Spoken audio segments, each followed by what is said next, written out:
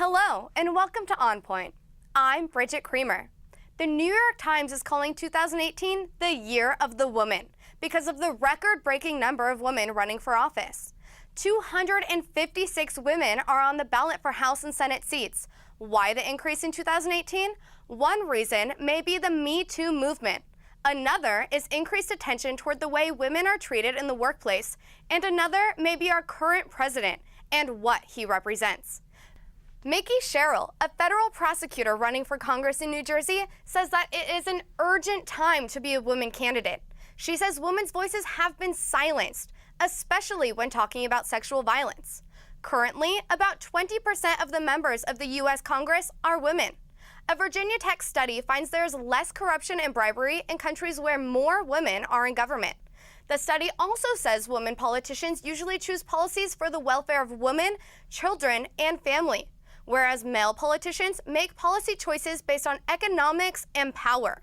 The study suggests women are more independent in their decision-making, and men tend to make choices based on pleasing their colleagues. People here on the CSUN campus say there could be many reasons why more women are running for office, and some think that American women need more and better representation. I think the opportunities have been created by women who are coming before them, and I think as more and more women come forward and take that bold step in running for office, I think the rest of the population is catching up and realizing how much of a gap and a blank space there is for women and more diverse people within our political offices, and how much there's a need for minds that come from a different perspective. Women need to take control of their bodies and not let men make decisions about abortion, birth control, things like that, maternity leave, all these things that they have power of right now. We need to take it back. If people aren't going to get out and start voting right now, then when? Because right now, if you really feel the polarization within our political climate, you'll understand why women are running in record droves now. It's time for the folks and the people who have not been properly represented in the past in our government to rise up, start running, and make sure you start voting. Vote. This year, women are rising up and want a seat at the legislative table. On Point's Veronica Barriga has more on the story. Thank you, Bridget. Welcome. Today we have with us the mayor of the city of San Fernando and city council member Sylvia Ballin is here. Thank you very much for inviting me. So great to have you. Also with us is CSUN's Associated Student President, Beverly Ntagu. Yes, thank you for having me. Welcome. All right. There's a lot to get into, so let's just jump right in. Sounds good. So, you know, half of the population in the United States is women. We are also half of the workforce in the United States, yet only 1 in 5 U.S. lawmakers are women. So this is especially true for you, Sylvia, Yes. Mayor. You work with a vice mayor and 3 city council members, and they are all men. They certainly are. Yes. Yes. Can you speak to the dynamic of that? Well, it's rather interesting because not only the 4 men, they're exactly as old as my 2 children. So there's that dynamic. So I do understand when we're not all in agreement, and I can navigate through that. This is my 3rd round that they've elected me as the mayor, and I've been on city council for 7 years. Yeah. It's rather interesting to work with young men, all men, and the differences. And I think sometimes they don't look beyond winning their point. Oh, wow. That's one thing I find about them. They want to be right, and sometimes right isn't the answer. Yeah. You have to look beyond that and see what the domino effect will be, how the community is affected by that decision. But fortunately, it takes 3 votes usually, Yeah. and we do come to consensus. But it could be a pretty healthy discussion. There's something interesting that I read, and they mentioned that women in legislation and in government are more likely to compromise when it means the greater good, for everyone. I think women, we just do that naturally. we just look at the bigger picture. Yeah. And it doesn't become a win-lose situation. It's the best decision to positively affect the greatest amount of people. Yeah. And long-term good Right. solutions. Well said, yeah. Now, a similar question to you, Beverly. So you mentioned being the only woman running for student president. How did that make you feel? Honestly, it wasn't, I didn't see it as that. You know, I kind of saw it as I'm stepping into the realm of president as a regular student that, you know, everyone knows. And I took it as a challenge. You know, I was telling Sylvia earlier today that this wasn't planned at all for me. I kind of joined the AS election 2 days before election day, so I didn't really plan on being the president, but you know, God has a plan for you when you don't have a plan, or when you think you have a plan, He has a better plan for you. So I think that being in this role, I didn't see it as I'm the only woman running with men, but I definitely see the dynamic of it all over the years. Can you speak a little bit about that dynamic? Like Yeah. if you're ever the only woman in the room, or if, you know, if there's, I don't know, even if there's some sort of discrimination or sexism that you've experienced? I think in my role currently, I don't think I have, but I also tell people that people see me as black before they see me as a woman, and they see the color of my skin before being a woman. So I think that that dynamic is different than just being a woman. You know, I think that in society, I can be perceived sometimes as maybe not as competent, or does she know about this, or does she get it?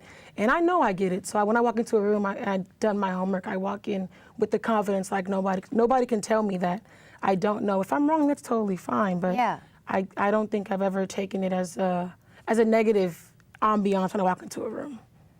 But as a woman, do you ever feel like you have something extra to prove, or no? No, ma'am. Yeah. I think it's a cultural thing for me.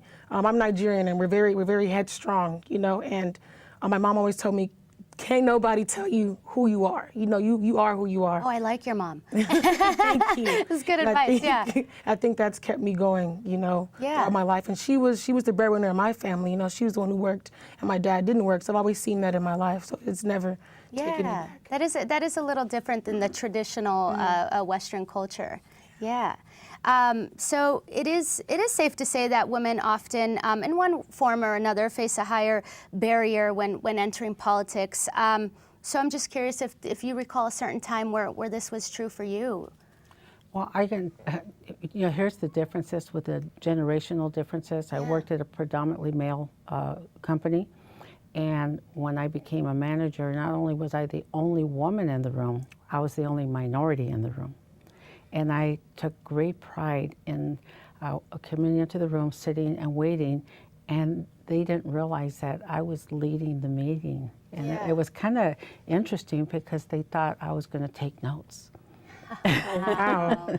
So we've come a long way, and you know, the water world is predominantly male as well, and I'm on the Metropolitan Water District Board, and I have really enjoyed attending meetings and going to conferences, and there's very few women. Yeah. And there's at the conferences, and there's very few decision makers, women. Right. Now, I am very proud that finally, after 90 years, Metropolitan elected their first minority chair and a woman of color. I want to applaud, but I'm also kind of like, wait, why did it take 90 years? Well, I mean, it's a fantastic thing, and it is to be applauded. You know, it really is. It was predominantly a non-minority board for many years, and she's the second woman in 90 years, but she's the first person of color, the first woman of color. Yeah. And she will be sworn in on January the 8th, and I will be there. I worked so hard to get her in that position, and she was, sometimes somebody has to have that vision for you. Yeah. Very true. And 2 years ago I said, Miss Gloria Gray, you are so qualified. This is for you. Wow. But we need to tell each other as women, you can do it. Why not you? And that's what I like telling students. Why not you? Yeah.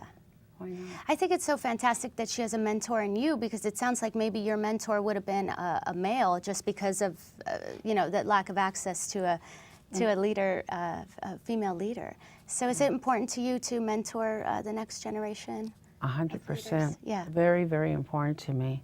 And I started a scholarship program at the city. Oh, wow. And the scholarship was in memory of Gabriel Fernandez, that young boy that was killed by Okay. his parents, child abuse, and where the system failed him, as Yeah. well as for Eli Rodriguez, who drowned during those heavy rains. And this year, I'm going to contribute money to our scholarship program, and it's titled, "Why Not Me?" Oh, I like that. Why not me, Yeah. right? So I care very much about our young people. That's this is great. Leads in right into our next question for the both of you, whoever wants to go first. But how has your personal identity impacted your policies or the way you view certain issues? I know you touched on that before, but it's probably it's a driving force. But the way we view the world as minority females. So would you? I think that I look back at my story, how I was brought up, the struggles financially, the struggles within my family and just in my community. I take that into consideration when I do things on campus. I always tell people that CSUN was not my first choice. And being on campus, I always tell those that, you have your own story. Let people know that story. And as someone who it wasn't as privileged growing up, I make sure that whatever I do in AS, I look for and I target those students that don't have everything. Right. They don't think that they can get anything, or people tell them that they can't get anything. So I make sure that I'm that reassurance that you can do it. Why not you? You can do it as well. Yeah. Can't nobody tell you can't do it. So I make sure that I gear what I do and what I say to those students so they know that, what? If Beverly can do it, I can do it too. Or, she's gone through that or he's gone through that, I can do it too. And I think that's an empowering thing. And I think in society now, it's hard to make your own mark in society because everyone's very creative, everyone's good at everything, so how can you stand out? So reassuring students that no matter who you are, where you come from, you can stand out in your own way. That's a great message. Yeah, and for me, it's a generational thing. I was raised that I was not going to be allowed to walk out the front door unless I was married. Wow. And so my sisters and they did get married at I think a young age. And I was raised to be a housewife. Yeah. And that was the last thing I ever wanted to do, was to be but a housewife. I knew I want more in life. And my parents really fought me when it came to going to college. Wow. They did not want that for me. So again, to the very generational. And I thought, this isn't enough for me, so I'll just go ahead with, rule number one. I did get married, and I married at 23. And I found someone that, was very committed to what I wanted, and that was to get a degree. And I was the first person in my family to get a degree. Now my parents, 90 and 95, they take a lot of pride and say, God, we wanted this for you. I'm thinking, You're like, okay. wait a minute. Okay, Yeah. you can't say that. So it's been really great because and that's why I have this passion to help our young ladies just see that why not? You can become all these things and take on those roles, and even our young men who struggle. And you can achieve this. But what you do need is guidance. You need a mentor. And sometimes somebody has the answer on how to get you there, and you just don't know the path. And if I know it, I'm there. I will say, this is what you need to do, and you can make it happen. Yeah, you're a perfect example of that. Yes. Yeah. So how much do you think about gender when you're campaigning or governing? Does that play a lot into it for you? Or Doing what? oh, how much do you think about gender? Oh, gender. I think about it when I encourage our young ladies to reach for the stars, to just go for it. Just go for it. There's no such thing as failure. Right. Because you never know where your true path is. I'm actually up for re-election November the 6th. Yeah. Yeah. And I have Go get it, girl. I have a great team behind me, and my team is predominantly male. Yeah. Young males that are very interested in seeing me get re-elected. That's great. And I have my senior group that's very interested in seeing me re-elected. So I'm really so fortunate that people have a lot of faith in me, and they Yeah. just know that I want to do the right thing for the city. And I'm very proud, by the way, because I had an assemblywoman call me and said, would you run for assembly? I've had bargaining units call and ask me to run for assembly, and I said, no. You said no. No. Oh. No, no, no, no, no. Why? Because at an assembly, there's so many people, and to really see the difference you can make in life, it just, you don't get there very often. Yeah. And I know in my small city, all the difference I have made, the things I have changed, the things I've touched and affected, and Right. I know what I can do. Yeah. So I'm all in on my city. Yeah, that's a very interesting perspective. Yeah. Really, and you run every 2 years, so you can they do accomplish a lot, but I need more than that. Yeah, to feel fulfilled. Yeah. Yes. Yeah, and understandable. So, while I was doing research, I came across this survey done by a scholar, Kelly Dittmar, and she asked members of Congress. What was their #1 reason for running, and so. As you can imagine, men and women had very different answers. So I just, we'll play a little game if you want to guess what women said their #1 reason for running and what men said their #1 reason was for running. For women, I think women biologically are like nurturers. So I think that women ran because they want to change something or they want to see something be better. Like you were saying earlier, that women have that tendency to want to make sure everyone is okay and everyone's prospering together. So I think that's what But women may said? have ran on. What do you yes. think men said was? Men, wow. Sylvia, what do you think? I like her smirk. She's like, Okay, that's say? an easy one. Power for men. They love power. And for women, it's to fix what's broken. We have a lot of women running this time around. Yeah. They're very motivated because Right. something is very broken in the United States. Yes. And they want to fix it. It doesn't matter what party, but they want to fix it. You guys nailed it, okay? Nailed it. So females said, and I quote, the ability to change, to affect change in society. Like what you were saying earlier from your personal experience, how Right. important that is for you and a driving force. And then men said they always wanted to be politicians. Power. So yeah, power, in other words, power. And doesn't it fascinate you how some of these men up in Washington, they've been there forever and ever. They're very wealthy men. Yeah. They love the power. Yeah, that's so. We this is a fascinating topic, and we actually got Katie Hill. She's a local politician here, running for Congress, California's 25th district, and so we asked her what her thoughts were on this survey, and she actually knew about the survey. So, she did, okay. So let's take a look. There was a landmark study that was done, I think it was in 2001, and it was asking members of Congress why they decided to run. Why are you doing this job? And the vast majority of women said that they're doing it because they want to improve their community, because they believe that that there's important work to be done and that they are here to serve. Blah blah blah.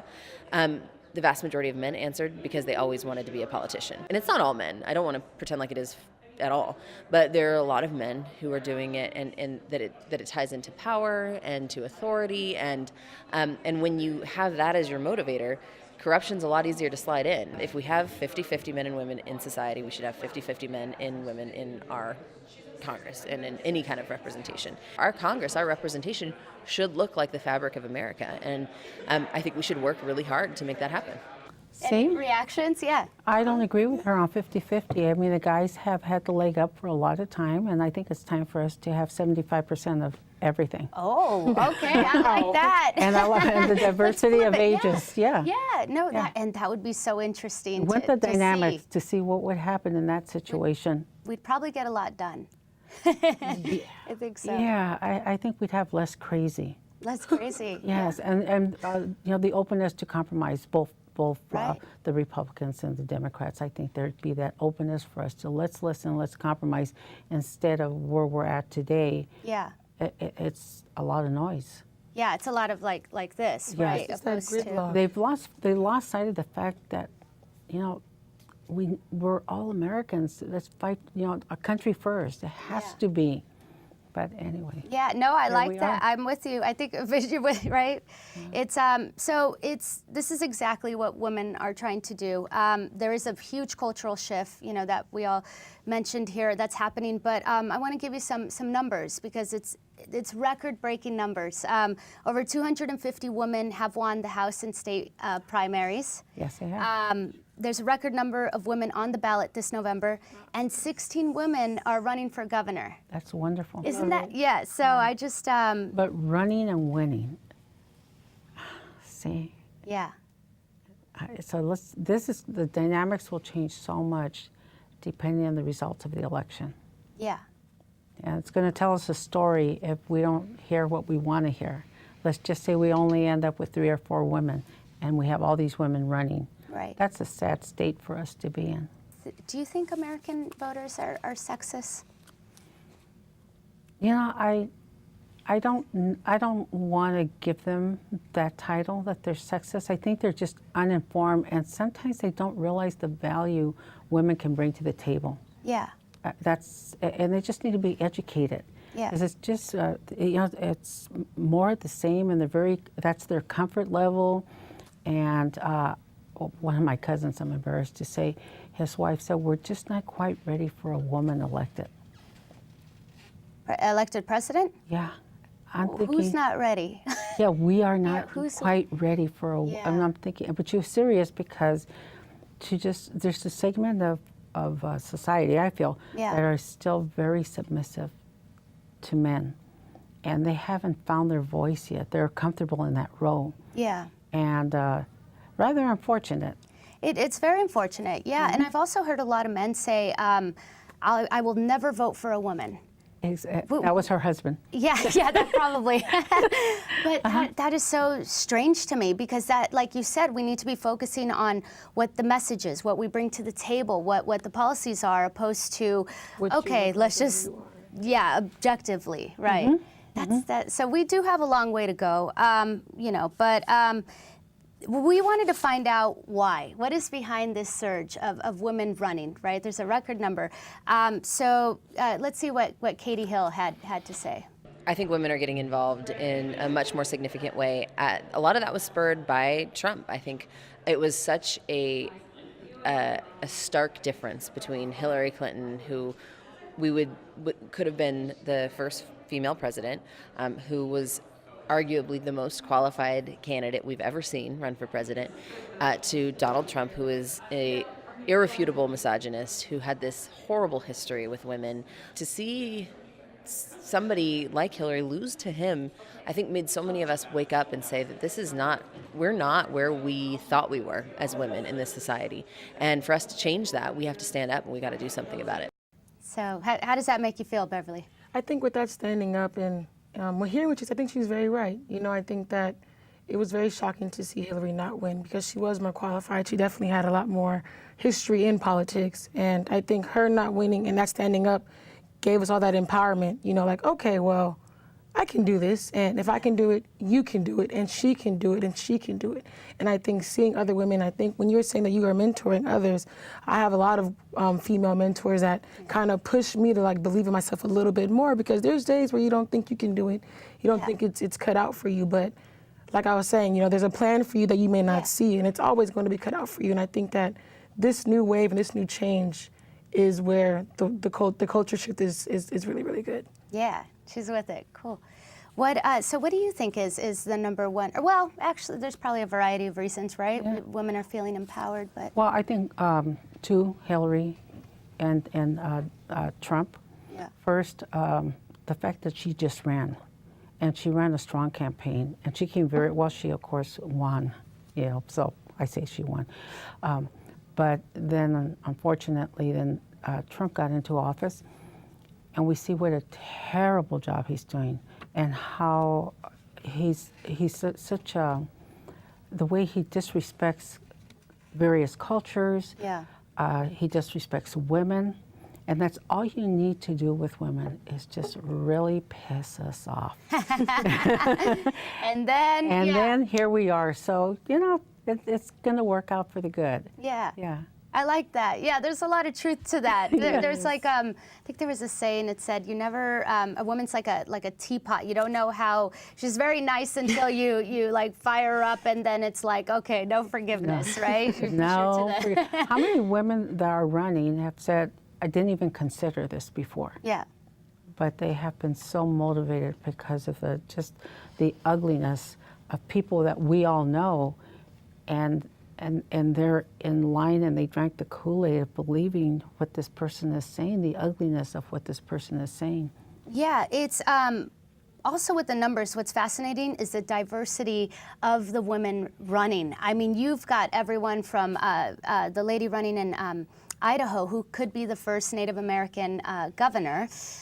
We have Muslims running. We have, women of color. So it's actually the Democratic women who won the primaries were at a higher rate than any other group. You know, they tend to be, but the women of color make up 1/3 of all the House candidates that are running. Mm-hmm. So it's kind of like combining what you said earlier, where where it's not only is it women, but it's minority women feeling empowered. Absolutely. Yeah. And that was a gift to us. Just piss us off, and we will make a difference. Yeah. We will make a huge difference. Do you ladies have any advice to any woman who may want to enter politics, the political arena, or city government? Yeah. My advice, and I didn't do this, but now that I know, try to become an intern for an assemblywoman, a councilwoman, a senator. I know Garcetti hires quite a few interns as well. But it's really, really key to start getting yourself involved, do some volunteer work, and then you'll understand how it all comes together. Yeah, that's great. And I would tell associated students the same thing. Like, if you're thinking about running on campus, just get involved. That exposure to who you are and what you believe in, those baby steps will get people to know, oh, okay, I've seen this person before, they've been involved, and now that they're running, I know what they believe, I know what they've done, and that'll carry on. I'm so glad you guys are here. You brought such unique perspectives, each one of you. So thank you so much for joining us. Thank you. Thank you for having us. Your girls have been with you through every moment of your life. And they're still with you right now. But how well do you know them? You don't know my name.